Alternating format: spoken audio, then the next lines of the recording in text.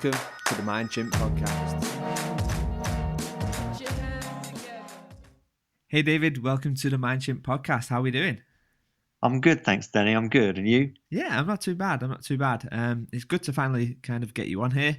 I know I've kind of been following you for a while, in a non-stalkerish way on LinkedIn. In a good way, yeah. in the best possible way. So it's good to kind of finally, get this conversation going. Yeah, thank you. And thanks for inviting me, Danny. No problem. So I guess before we get started, I asked you to kind of give me a bit of a summary or a logline of kind of who David James is. Can you remember what you said? I do remember. And my logline is that I'm an LnD'er battling the dark forces of learning mythology for the betterment of the profession via every client. I love it. So, go for it. Explain that then. So where does that come from?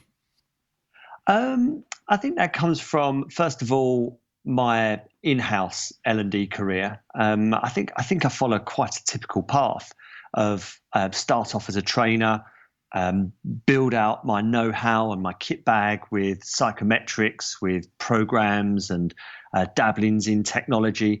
And all of that worked fine over several, I think 3 or 4 organizations.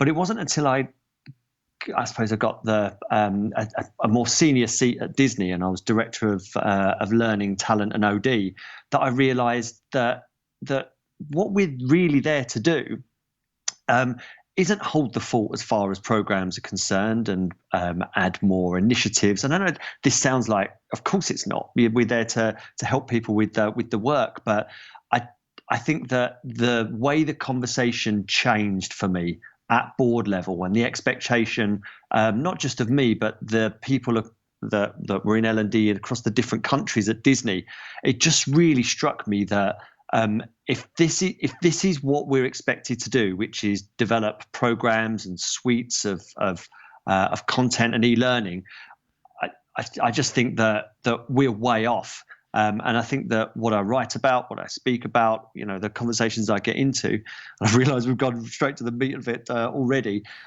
is that I think the conversation that we have amongst ourselves as L&D and the way that sometimes we're brought into the profession gets us off on the wrong foot. And really, I don't think that we're learning and development. I think we're performance and capability, and learning used to be the predominant tool we'd use for retention and recall of knowledge and skills. But I think those days are long gone, and we are significantly hampering our efforts by remaining as simply learning and development, and people coming up a similar path. Okay, superb. I completely agree. I think in the world of overstimulus, from the minute you wake up to the minute you go to bed, you're getting bombarded with so much data, be it your social media channels and stuff like that. I think learning development from a title was probably fit for purpose many, many years ago. But yeah, I think that whole change, and we'll probably jump into that in just a second. But before we jump in, David, what's a couple of random questions. So what I need you to do for me first is I need you to pick for me 5 numbers from 1 to 100. All right. 3. You're not gonna. This isn't my PIN number you're trying to get from me. Right. I've heard about these scams. So 3, 7, 9, 43, and 73. Perfect. We'll come back to them later on down the line. So, when you was in school, and the teacher or whoever would say to David, what is it you want to be when you grow up? What was the answer you'd give him? Adamant. Adamant? Okay. Yeah, I wanted to be adamant from probably when I was about 6 to maybe far too long after, maybe about 11. And then I didn't let that go either. So I still wanted to be a musician. But yeah, from the earliest time, I think I just wanted to be adamant. Okay. And so why adamant in particular? I think it just captured my imagination at the time. At Top of the Pops was a weekly ritual in our household, and I think at the time, 1980, 1981, it just got really exciting. And then Adamant kind of burst onto the scene, and I think he really captured my imagination, both the songs and the performance. And I had a particularly encouraging aunt who bought me the albums. I remember going to Stratford Market one time and buying a load of stationery and stuff. And I think it was fueled that way. I think I just thought it was just, he was so exciting. Okay, that's good. It's good to know. But the job vacancy hasn't come up yet, so I'm yet to fulfil that ambition. We can live in hope. So I guess before we get into the nitty gritty of who David is and stuff like that, I'm just going to suggest come out with some buzzwords. I just want you to tell me what comes to mind when I say these words. Yeah. So, classroom training. Over reliant. Okay. Digital L&D.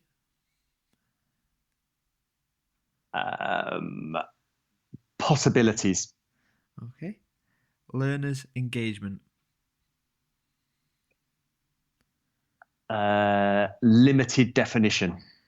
Okay. And two more. Next one is loop.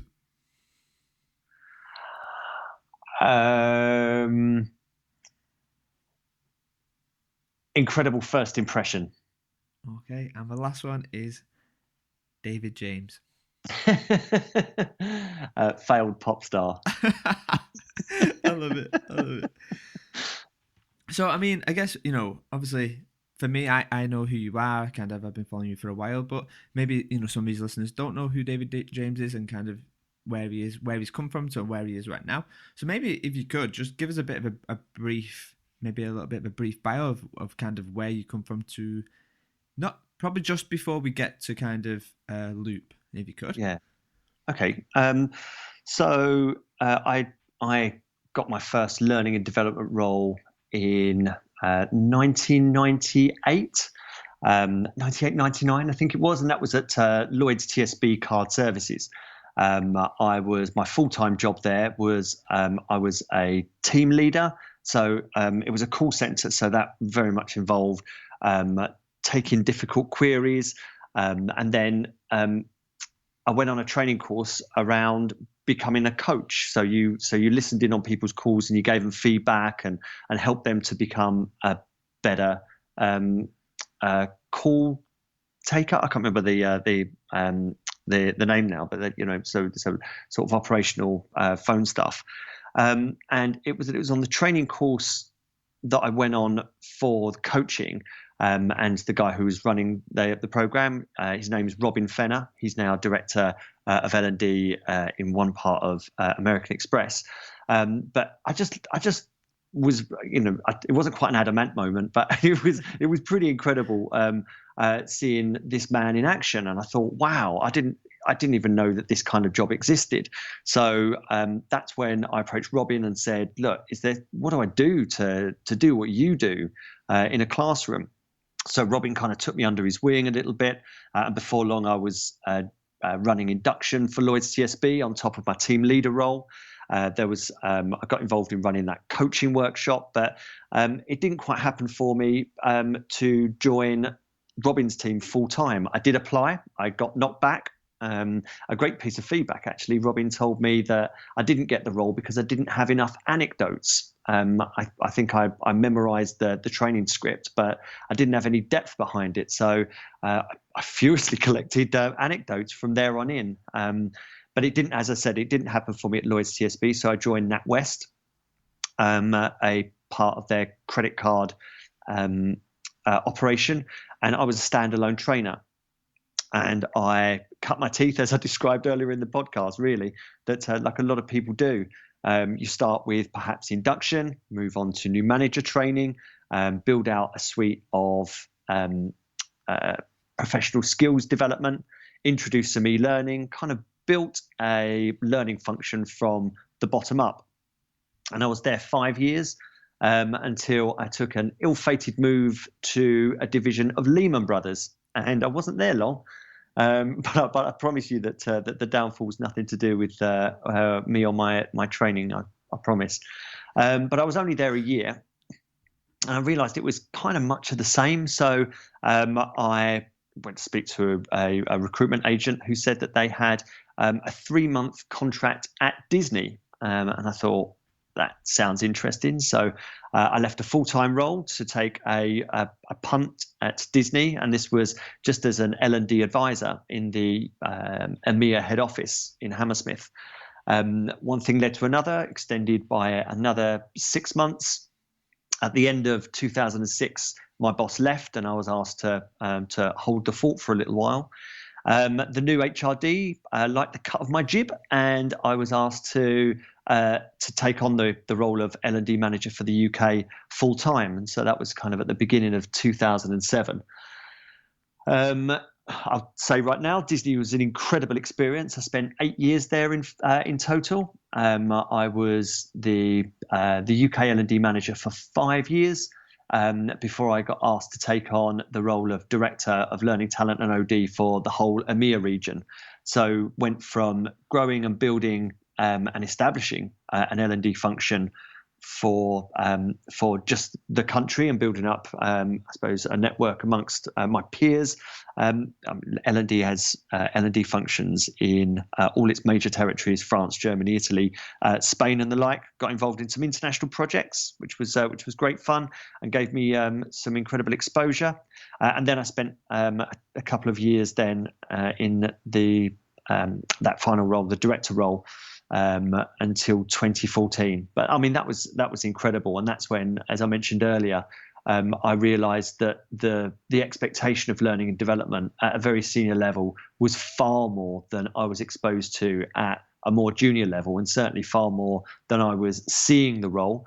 And at that level, very much joining together talent development for directors and above, as well as professional development and gluing that together across the region, as well as being the conduit between EMEA and the US, which of course is the mothership, and involved in employee engagement and strategic foresight, which was an incredible opportunity to be a bit more forward thinking in not just in learning and development, but try to embed that kind of thinking at Disney. And I think that's kind of the way that was sold at the highest level was, we don't want to be, say, another Sony where they missed a trick with the Walkman and Apple came in and kind of took their market share of the portable music market, or perhaps a Kodak who got left behind in the digital photography world. So this was just making sure that Disney was looking forward and outward enough to make sure that we were capitalizing on opportunities and recognizing any threats. And of course, there are many in media. But then after 8 years at Disney, I decided I want to go out and do something on my own. So my wife and I, Rowena, set up LnD'er, which was a kind of digital, it's an online marketplace for vendors of learning and development, and to receive recommendations by their clients, so that we could all see as in-house folks who was highly recommended for what, so that we create a little bit more transparency in the market. But unfortunately, we were unable to monetize that to any meaningful degree, and that's when I suppose via LnD'er, that's how I met Ben from Loop, and I suppose that starts another chapter. Wow, what a journey! I guess you've gone from kind of finance, being at NatWest and stuff, to right away through to kind of the big name of Walt Disney. Is there anything what you've seen, say, across your journey up to Walt Disney? Is any kind of common occurrences what you've seen, maybe be it in management or how companies work? Is there anything what you've kind of seen where you've gone, wow, this is exactly like what I did in NatWest when at Walt Disney, which was kind of a shock? Is there anything kind of, any common themes what you've seen? I think in learning, definitely. Every function I joined was a similar pattern. It was about establishing a core provision and building out from there. So it was and even in the quality of the e-learning. I'd say that when I was first exposed to e-learning in the late 90s at Lloyd's, I thought it was. I heard about it first, and in my head I had an incredible picture, and it was hugely disappointing. At NatWest, again, you put the CD in and think, oh wow, this looks pretty good. And then you get into it and realize it was rubbish. But joining Disney, I remember thinking, oh, at last, I'm going to experience e-learning the way it's meant to be. And then I logged onto the LMS and it was as bad as anything I'd seen since the late 90s. So I'd say that there's a commonality there.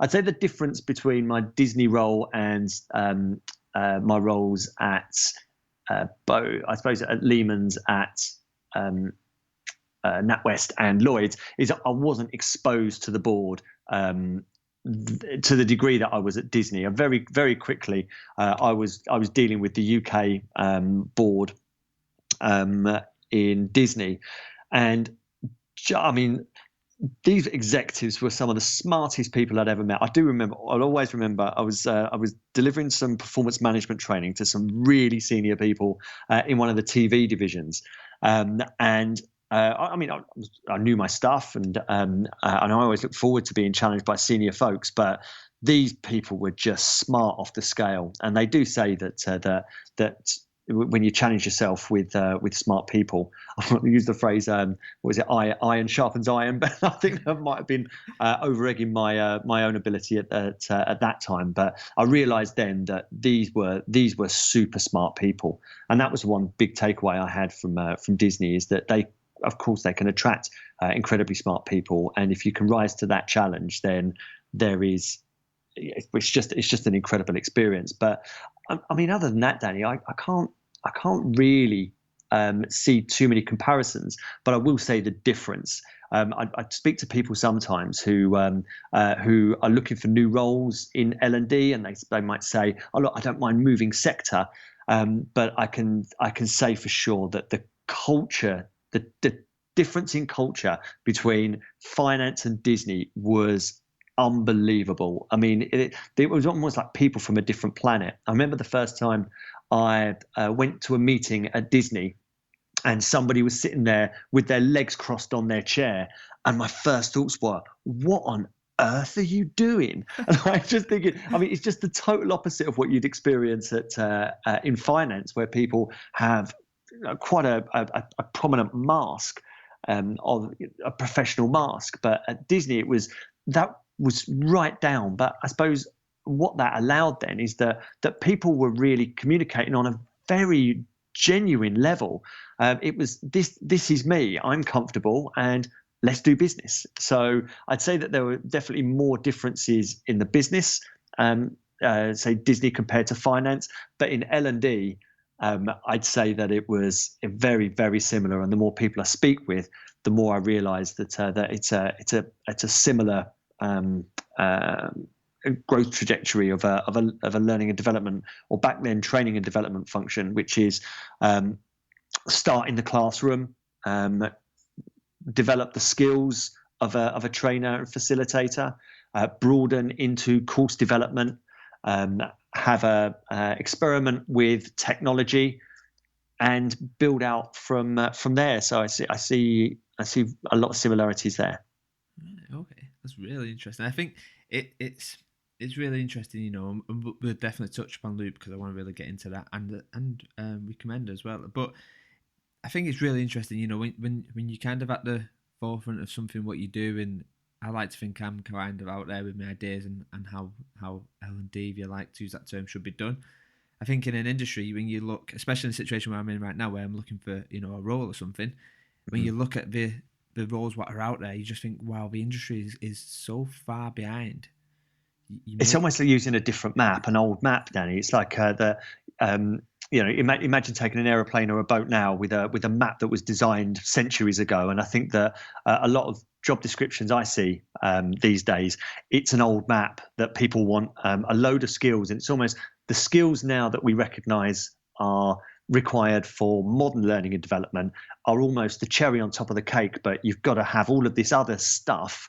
It's almost like a procurement for an LMS. Just ask for everything, and let's see if we can get it. But it's I think it's not where we are now. It's crazy. It's crazy. So just touching upon the skills. So I guess I put a question out on LinkedIn and Twitter to find out if there's any questions anyone would like to ask you, and one come through which was, what roles do you see existing in a modern L&D world? looking at what we know from LD probably from 5 years to kind of maybe forecasting for in 5 years' time, is any roles you see kind of rising to the top what maybe don't exist right now? I'm not sure whether they don't. I'm going to be touching on what doesn't exist, but I've certainly got a handful of skills, and I think some of them are just ways of thinking and roles as well.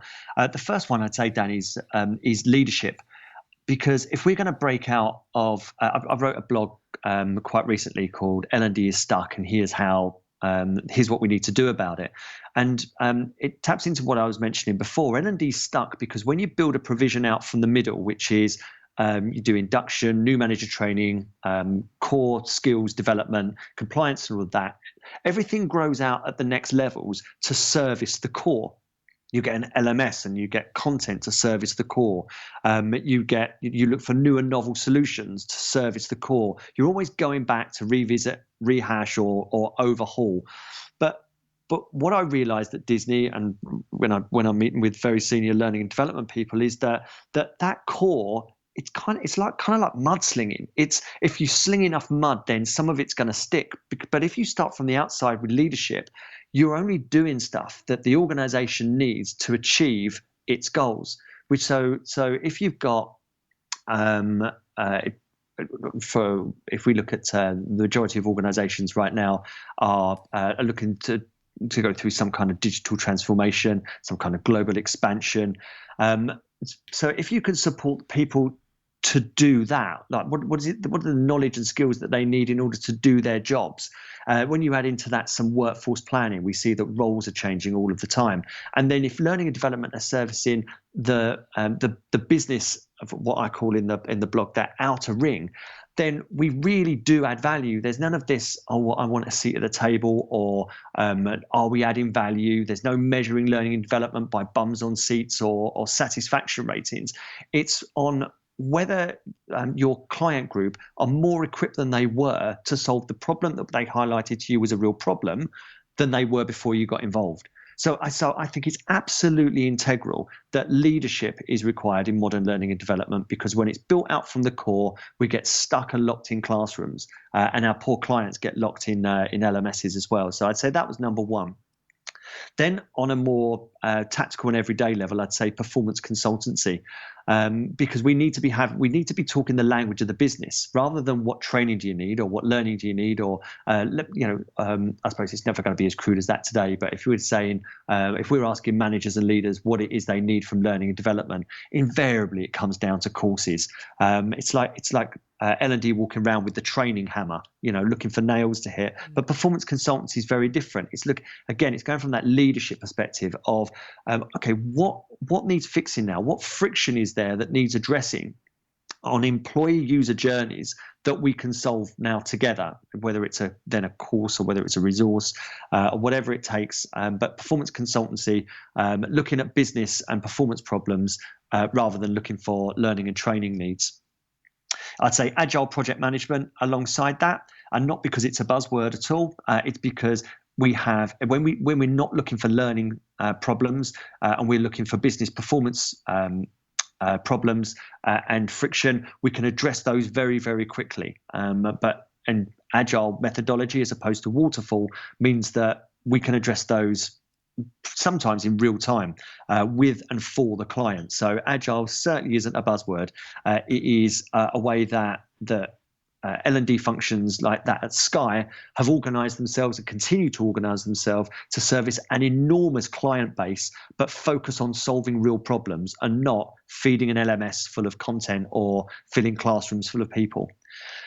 I'd say that what is just as important as those are relationships and connecting. So the ability to build strong relationships within a business, not just with potential clients, but also with potential subject matter experts, because the ability to connect expertise with need is absolutely crucial. I'm a firm believer that most organizations, if not every organization, already has the expertise it needs to succeed. It's just not accessible to the rest of the organization.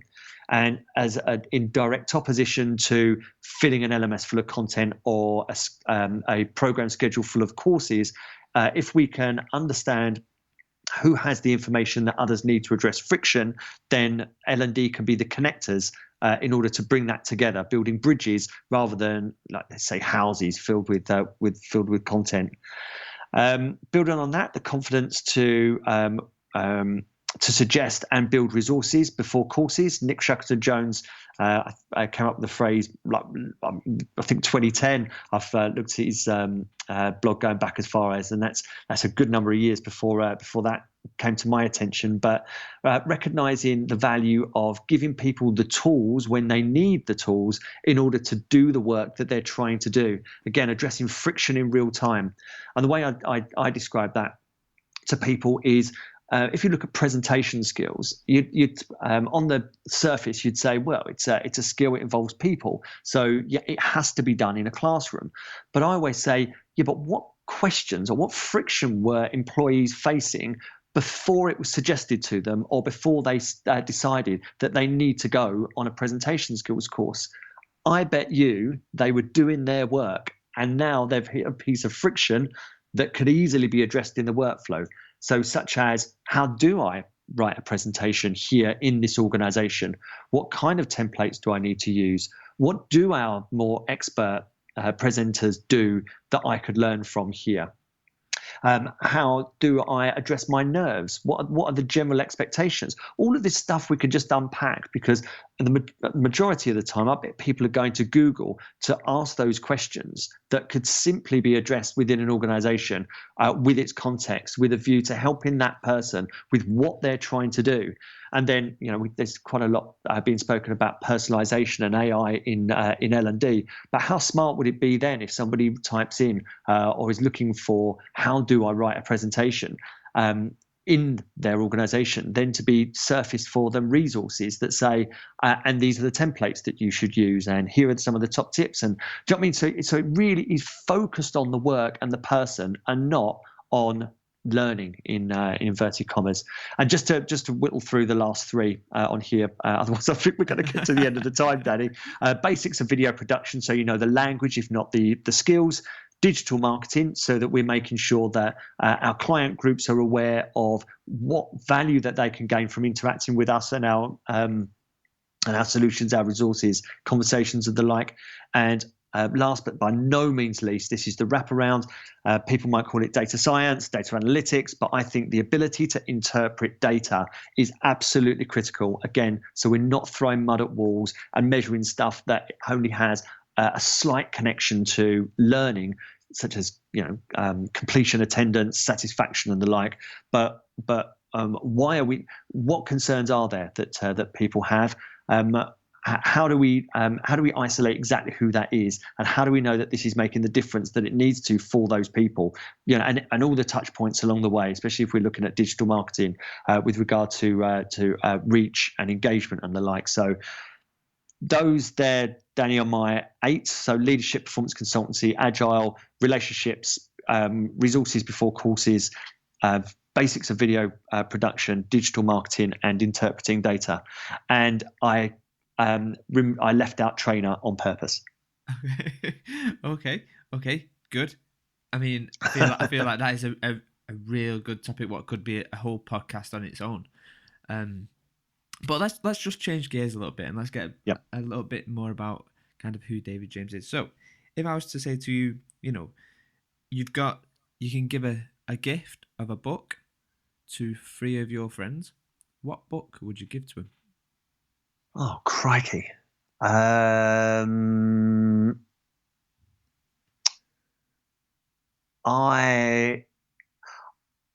think that if I thought of a book that could be liked by quite a few, I'd probably go for High Fidelity by Nick Hornby.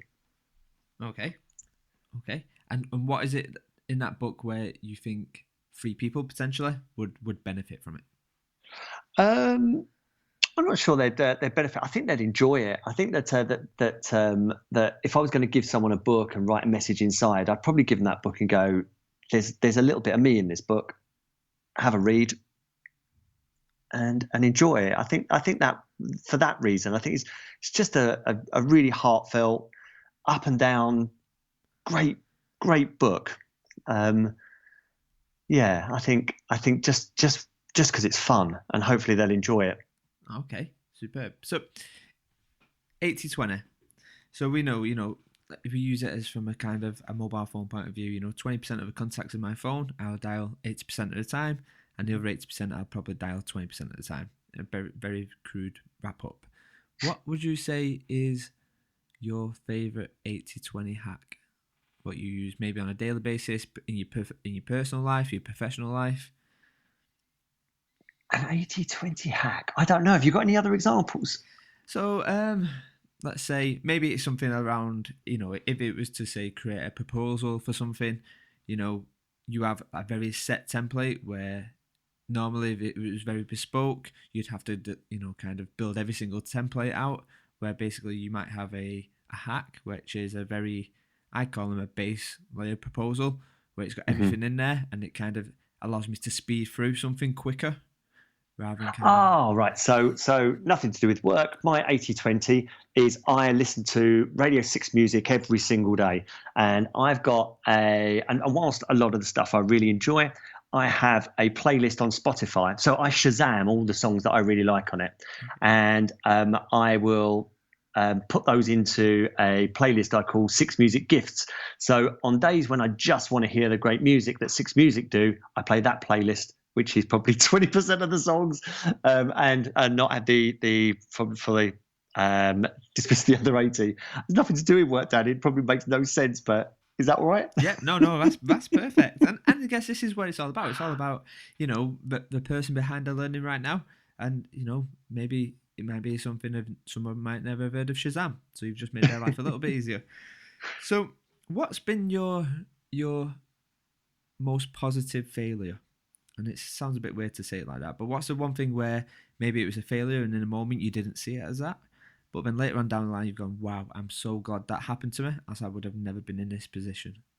Yeah, We Commend would have been it. I when I left Disney, I really wanted to work in a tech startup, but I thought no one's going to know. I mean, I thought I had nothing to give to a tech startup. So when Rowena and I started that up, we wanted that life, but we couldn't make it a viable commercial proposition.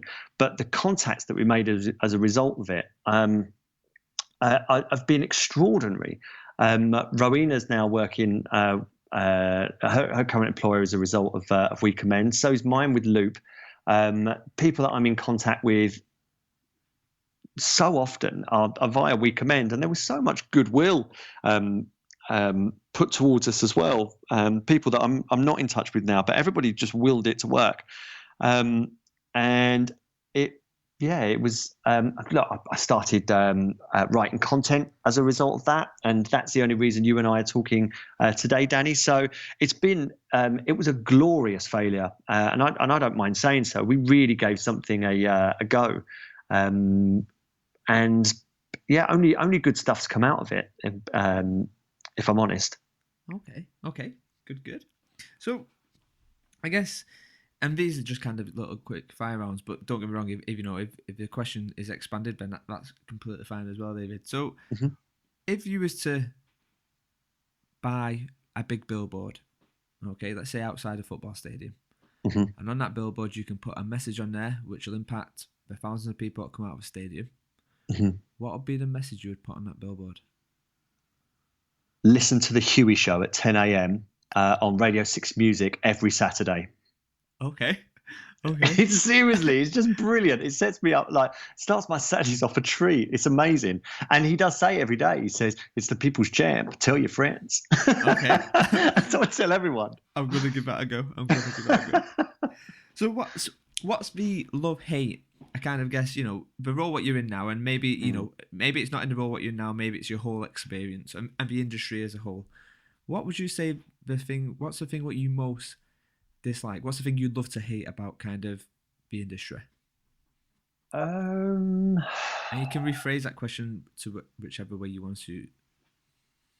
Yeah, I'd say that there's there's nothing I hate, because I honestly think that this is an industry of good people trying to do good things. But I do have frustrations, and probably my biggest frustration is the misunderstanding that our role is learning. There is such a focus on making our learning better and our learning content better, and to retain the learning, accelerate the learning, and the like, that we've missed the trick completely.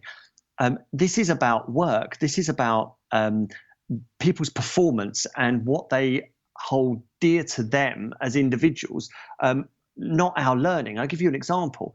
That the people that I've worked with, and myself as well, we go to work for good reason, like to earn money, to provide for our families, for personal achievement, for challenges that are important to us, and we probably hope to learn and grow as a result of that. But learning and development seems so focused on the learning element. We've kind of missed the trick. When I see it all the time. I think we all see this all the time. We say our people don't like to learn, or our people don't have time to learn. Our people don't do this. Our people don't do that. And you're thinking, yeah, but they're doing the thing that they should be doing and they want to be doing, and we've created this castle over here which is almost nowhere near them. In fact, I'd probably say it's rather than a castle, it's a rabbit warren. We've gone down the learning warren, and now we're nowhere near the earth. As these people are looking and going, I'll come along to your course. Yeah, we've got a new LMS. Yeah, I'll check it out. Don't worry about that. As they're going about, they've really solid reasons to want to learn and to want to be better at their roles and to progress within an organization. But we've gone so far down the learning route that we've missed that and we don't see it. And I think that until we start looking at, Sky call themselves the people development team. ASOS, they are the people experience team. Until we look up and we realize that this is about performance and capability, this is about the people, their motivations and what they're trying to do, I think we'll continue to miss the trick. And the big misnomer in all of it is learning. The word learning in the title. Yeah, completely agree. I was talking to Nick Shaxton-Jones a couple of weeks ago, and he was saying, kind of he's pulled the term learning pretty much out of, anything what they designed. It's the term learning is kind of you don't really see it much in what they do now. I love ASOS's people experience. I think that's perfect, because fundamentally people just want to get better at what they're doing now. Yeah, we make the assumption that, you want to go on this course, you want to do this and you want to do that, but actually it's performance support. They just want to be able to do what they're doing now better. Yeah, that's right. And tap into their motivation. I think as soon as we start creating things for our purposes, because there wasn't a provision before, I mentioned, whether it be induction, new manager training, our brand new presentation skills course, we're removing it from their world, we might then deliver stuff at them or give them experience over a day, 2 days, 3 days and the like. But almost the longer it is, the further it is from it being useful. And so that's the big thing for me. And I think that we really need to get our head out of the rabbit warren to get back to where people are. Again, I'll go back to what Tracy and her team at Sky are doing. They don't talk learning. We've got a report, a report being written by Fosway as a case study on Sky and what they're doing. And Tracy was adamant there that they don't talk about competencies. There's no L&D jargon. They talk the language of the business and provide solutions for the business at all levels. They have resources. There's no courses. They have conversations that bring people together to solve real problems. And they have so much credibility in the business. It's ridiculous. So there's just one example of where this is. It's just really working. And I do find, going back to that blog that I wrote and published recently, that very senior L&D leaders get it. They have the conversations. They're pressed on this stuff all the time. So I'm hoping that we're seeing a sea change, but we could certainly accelerate it by removing the word learning from our title and recognizing it's just one tool we have in our kit bag, and probably the least efficient way of that we have of affecting performance. Okay, cool. So, I mean, just touching upon the role which you're in now then, David. So if I was to say to you, tell me what it is you do in the role what you're in now, but I want you to explain it to me like a 3-year-old. If I was a 3-year-old, how would you tell me what you do? I help people help other people to get better at their jobs. Boom. Perfect. I love it. That was easy. That was easy. So let's talk about... I've got a 4-year-old daughter. Just imagine her. But I also looked at her as if to think, do you know what? She's going to want a lolly for for listening to that, or you're already thinking about Peppa Pig or something. I love it. I love it. So let's talk about Loop then. So yeah, talk to me about Loop. I mean, what is Loop for the people who don't know? Kind of walk me through how kind of Loop came about, what it does, how it's perfect for the need, and yeah, just walk me through the Loop experience. Well, I'll take you back to my first experience of Loop, and in 2014, I went to the CIPD exhibition, and it was the week after I'd left Disney. I went armed with a load of weekend business cards, thinking that I'd speak to all these providers, and we get a load of people logged on as a result. And the first stall I went to was Loop. I've never heard of Loop. Ben gave me a big smile, welcoming handshake. We had a bit of a chat, and he said, "Look, can I show you what this is?" He started to do a demo on Loop, which is an online learning platform in the crudest sense. But as he was showing me this, I said to him, "This is the first piece of learning technology that I would use." And that was a huge epiphany for me. I've been peddling e-learning since the late 1990s, so for 15 years. And as I mentioned before, with mostly disappointment. But as he was showing me this, I just thought, this is so grown up. This is just treating people like adults. And I said to him, I could see everybody using this, because all he was doing is like a publishing tool. He was taking information, stuff that was important for me, putting it in the context of a job, publishing it, and show me how you could get that out to people really quickly. And I was like, the possibilities for this are endless.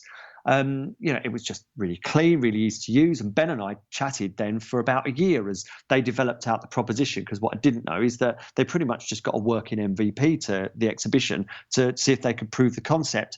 So over a year, they developed it out. They're having lots of conversations with organizations. But in the following February, so February 2015, Ben gave me a call. Good timing, actually, what was going on with We Commend, and asked, "How do you fancy coming over to the dark side, to the vendor side?" And I just said, "Look, I'm in. I believe in this and what you guys are doing." And the whole idea of Loop is make learning work. I mentioned before that learning's worse. The worst experience of learning sometimes is that it's down in the rabbit warren. But if we could get close enough to work, close enough to the real problems, to the real friction points that people are facing, then we can solve these with the Nick Shackleton-Jones mantra of resources, not courses. Then it's this is what digital technology can do. So what we do, and what my role as digital learning strategist at Loop is to find out what the real problems are. L&D sometimes think that the problem is they don't have content, or they need an online element of a particular initiative like induction or new managers. And what we do is, using agile methodology, is bring your target audience into a room to figure out where the actual friction points are, create resources where they're required, just to test to see whether this is going to help address that friction and help the person with what they're trying to do, but also recognize where conversations might help. And again, it's just in a very lean manner. We're trying to avoid any waste. We're trying to prototype, solve real problems, and scale only what works. And the Loop platform does that in a very clean and lean way. Lean as in it's built for the user, not built for L&D. Sometimes we don't get through procurement because we don't have all the bells and whistles and stuff, but our engagement is through the roof. And Sky, again, it's a great example. When they were choosing their platform and they went with us, they put the platforms through user acceptance testing. So they put it into the hands of the users, and Loop won every time. It's just about how can you help people with what they're trying to do anyway, so they can get on, remove the address of the friction, and be more confident and competent as a result of their interaction. So that kind of in a nutshell is Loop. But our whole thing is we're going to get closer and closer and closer to the work. We're using I don't want to say algorithms or AI to make sure that the right stuff is surfaced for people, because we do recognise that people don't want to go to the LMS a lot of the time. If people will Google or go to their own trusted sources. So how can we always remind people of the value that they can gain and anticipate what they're trying to do along their entire user employee journey? So again, what we challenge is that if we stop L&D thinking in terms of their initiatives, which are induction, new manager training, core skills development, career management, and start thinking like an employee and mapping out their user journeys, we're again addressing one real friction point at a time, that we can glue these together to create one continuous employee experience and surface these the right resources when they need it. Use data continuously to refine that, to make sure that people are supported and guided through their employee experience. And that kind of in a nutshell is Loop. Okay. So I was speaking to a friend of mine a couple of weeks ago who I think he's been using Loop where he works recently, or he's had some kind of interaction with Loop, and he could not sing its praises high enough. He just said it's literally like a breath of fresh air. So I think it's easy kind of for you to say it because you're invested within the business, but when you hear the users who are saying this, it just adds so much weight to kind of what it is. I mean, me personally, I've not really used Loop. I look forward to using it in the future. I think from what I know of it, it seems like it's a great tool. It seems brilliant. Yeah. So I guess with kind of the future of Loop, how do you see this? What's kind of your ideas with Loop moving forward? Is it a case of just kind of continue to speak about how good it is, and kind of what's the probably the next steps for Loop? Yeah, so we're already broadening the proposition, but the future, as in long-term future, we see that technology will enhance the way people work, but it's not going to be in a stop work to learn kind of way. It's always going to be in a Minority Report, or the way I've described it is have you seen Aliens, Danny? Yeah. The movie, right at the end when Ripley is in the great big yellow robot thing, where Yeah. and then all of a sudden she's big enough and strong enough to take on the alien. And we see that technology will do that for people, that we always need humanity. And I think that people want to do business with people. But if we could slip on our digital suit, which made our working lives even more successful in what we were trying to achieve, both as employees and as people trying to manage our careers. So standing on top of our technology, plus the aggregated expertise, know-how, intelligence of our colleagues, then we produce incredible work. At the moment, some of the time, we're hampered by our technology. I think email is the perfect example of that. Email almost degrades a lot of roles to administration, as do a lot of outdated and not so helpful technologies. But yeah, our future of Loop is that we're going to supercharge people, and we're on that journey. At the moment, we're on a journey, and our route in is via learning and development, helping everybody who's a client to be a learning and development professional who's addressing the real challenges of their business, looking to equip every client within that organization.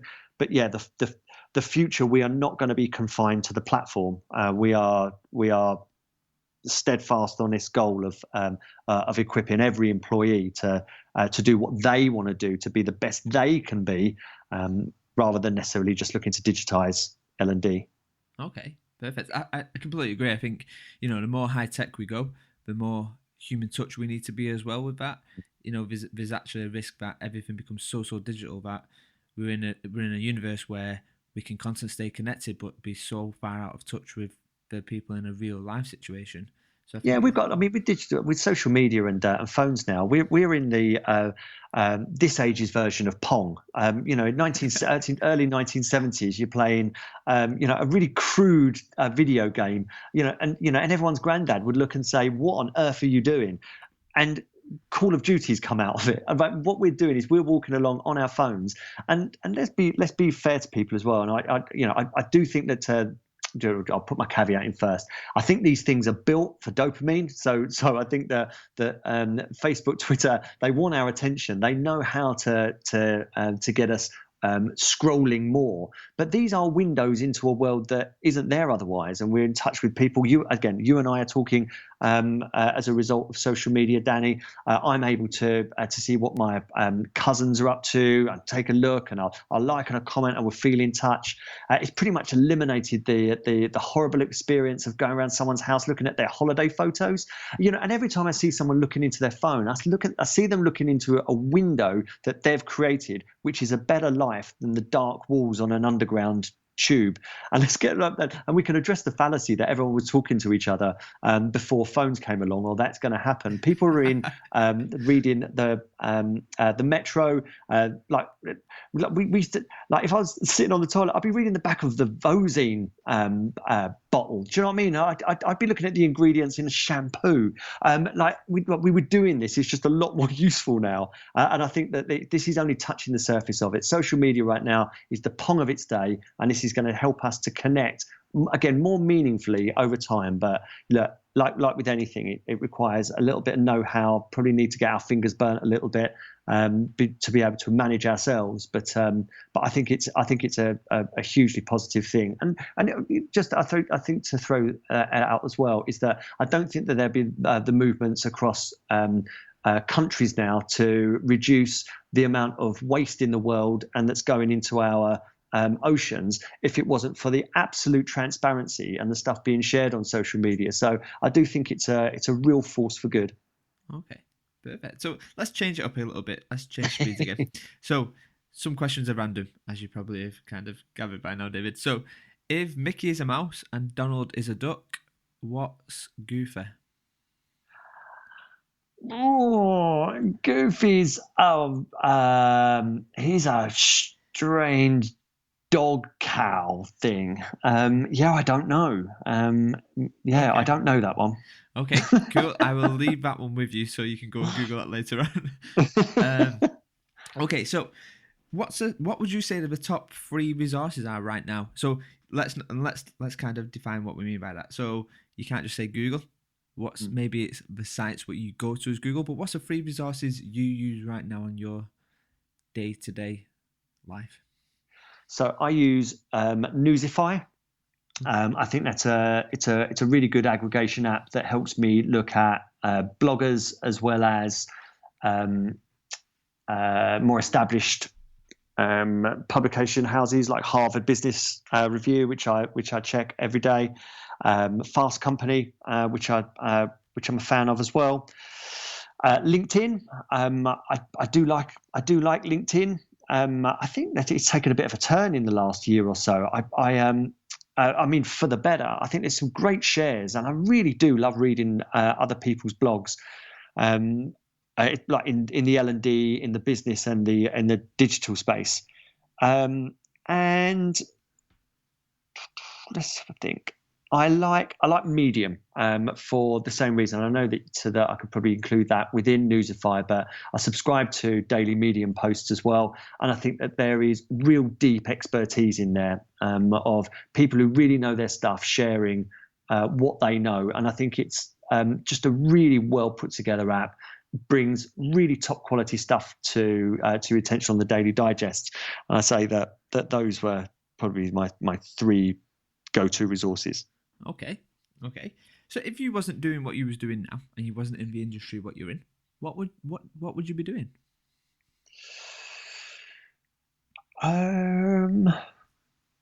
Crikey, I really don't know.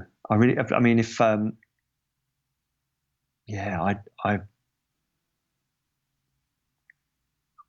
can't imagine not being in learning and development now.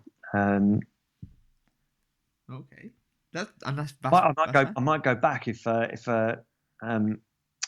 if all's lost in this profession, I might start up an adamant tribute band and scratch that itch. There's nothing wrong with sometimes that itch never goes away. So I guess, and I'm just being a bit wary of your time because obviously we're coming up to near the hour now. What's kind of, if you could get in touch with the 70-year-old you now and they could give you a bit of advice, what advice would they give you what you're still struggling to take? The 70-year-old me, yeah,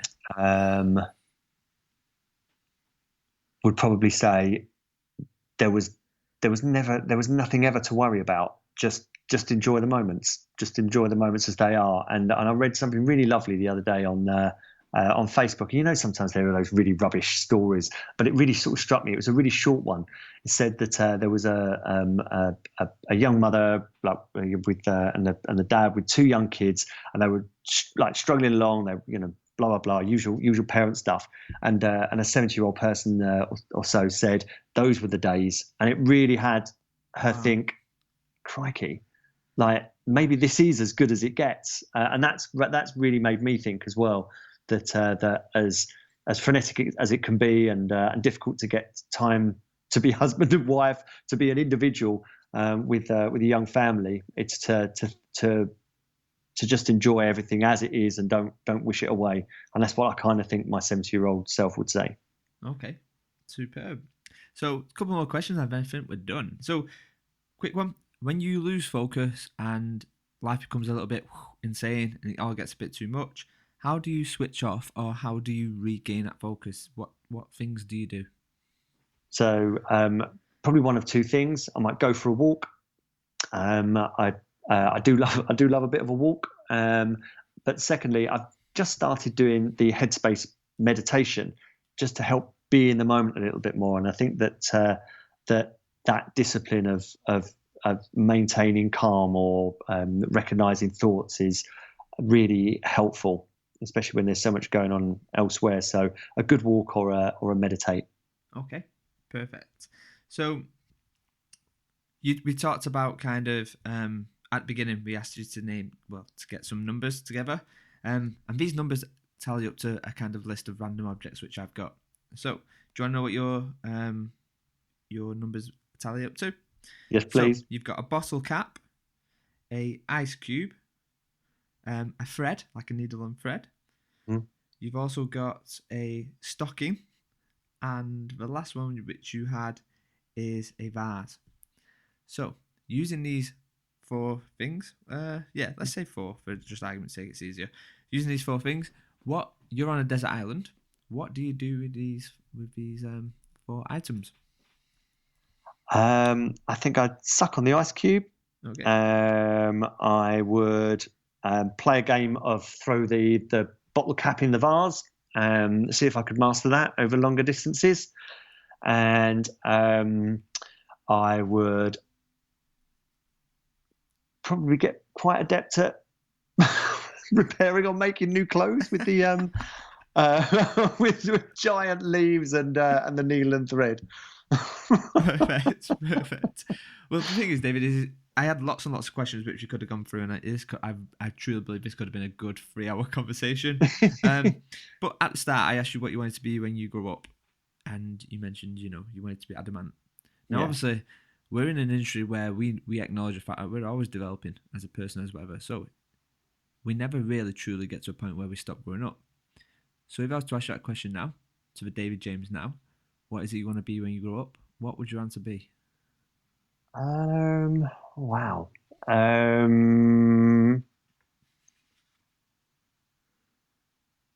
think